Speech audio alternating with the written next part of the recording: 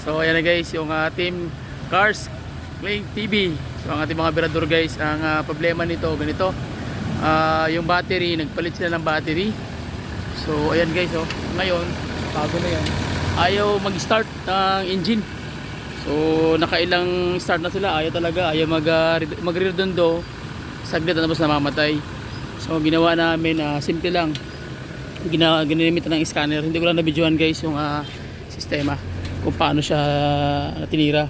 So ginawa ko muna, in-scan ko muna siya, chinek ko lahat ng fuse, gamit natin to. And then gamit natin lahat ng ating tools. Tapos ang ginawa natin, inano ko na siya, in-scan ko na siya, tapos ni-reset ko siya uli, bagong reset. Tapos pagkatapos ng reset, lahat ng code na lumabas, specialist transmission, in-erase ko lahat yun. So binalik ko ng resetting siyang ulit. So nangyari yun, commander na siya guys. Ayan, asan yung battery? Check natin yung battery guys.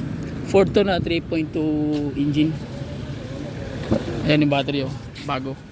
So dito yung naglobat na to. Ngayon nagpagpalit nila, bumili sila ng bago. Dala kami ng battery, oh. Pagpalit daw nila kagabi, hindi na umandar hanggang hanggang kinabukasan. So tinawag tayo, to the rescue tayo guys. Yun. Nagdala kami ng dalawang battery kaya baka lobat lang o starter. Pero ngayon ang ginawa natin, okay na siya, umandar na siya guys. Yeah, umandar na. Okay. So shout out Brad, ano masabi mo Brad? Ay, shout out. Ay ito, okay na yung nayos namin, Fortender. Automatic. Automatic na. Ikaw Brad Payat, mauligs ka lagi. Kumusta? Ano masabi? Ayos lang. Ayos lang. So short video lang ito guys para makita nyo lang yung paano natin na-rescue itong Ford. Medyo nahirapan talaga tayong todo. So yun lang yung mga advice ko sa mga unit owner kung mag-change kayo ng battery, especially DIY nyo lang. So kailangan pag hindi umandar, hanap po kayo na tatawag na mayroong scanner kasi pag reset kasi nyan, mahirap yan i-reset pag wala kayong scanner.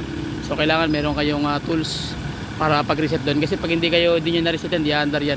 Mauubos yung battery nyo, kaka-series, di talaga andar kasi meron siyang inhibitor sa kanyang kill switch sa susian. So kailangan alam nyo yung technique paano titirahin. Okay, dahil di talaga kayo makakauwi. So ano ba sign ng ano bang problema, bakit na matagal siyang kapalitan ng battery? So once na ang yung battery guys, napansin nyo na hindi na siya umaandar ng malakas, sign na yun na yung battery mo kailangan ng subject for replacement. So pag hindi mo yun na-address, ganito mangyari sa'yo, titiri ka sa daan na hindi mo napansin na sira na yung battery. Okay, so mangyari yan, kailangan mo ng scanner, so mag-hire ka na, malaki ng gastusan. Okay, so yun ang mga basic pointers guys. So at least nakita nyo naman na okay na siya.